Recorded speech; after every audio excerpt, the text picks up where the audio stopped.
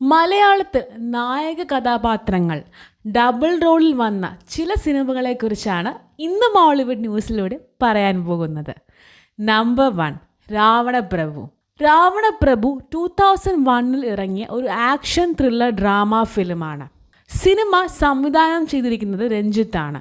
മോഹൻലാൽ, രേവതി, സിദ്ദിഖ്, ഇന്നസെന്റ് എന്നിവരാണ് കഥാപാത്രങ്ങളെ അവതരിപ്പിച്ചിരിക്കുന്നത്.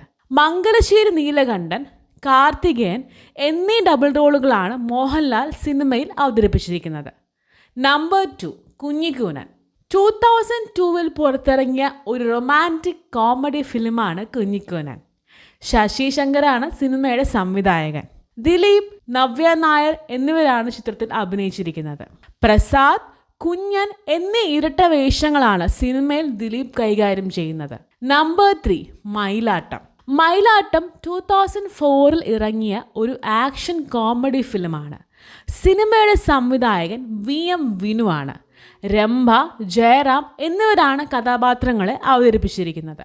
ദേവൻ, പഴനി എന്നീ ഡബിൾ റോളുകളാണ് ജയറാം സിനിമയിൽ അവതരിപ്പിച്ചിരിക്കുന്നത്.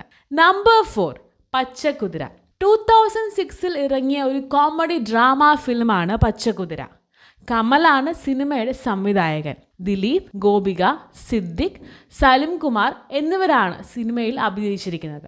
ആനന്ദകുട്ടൻ, ആകാശ് മേനോൻ എന്നീ ഡബിൾ റോളുകളാണ് ദിലീപ് അവതരിപ്പിച്ചിരിക്കുന്നത്. നമ്പർ 5, അണ്ണൻ തമ്പി. അണ്ണൻ തമ്പി ഒരു ആക്ഷൻ കോമഡി ഫിലിമാണ്. അൻവർ റഷീദാണ് സിനിമയുടെ സംവിധായകൻ. മമ്മൂട്ടി, ലക്ഷ്മി റോയ്, ഗോപിക, ജനാർദ്ദനൻ, സുരാജ് വെഞ്ഞാറമൂട്, ഹരിശ്രീ അശോകൻ, സലിം കുമാർ എന്നിവരാണ് കഥാപാത്രങ്ങളെ അവതരിപ്പിച്ചിരിക്കുന്നത്. അപ്പു, അച്ചു എന്നീ ഡബിൾ റോളുകളാണ് മമ്മൂട്ടി അണ്ണൻ തമ്പിയിൽ അവതരിപ്പിച്ചിരിക്കുന്നത്. കൂടുതൽ സിനിമാ വിശേഷങ്ങൾ കാണുവാനായി മോളിവുഡ് ന്യൂസ് സബ്സ്ക്രൈബ് ചെയ്യുക.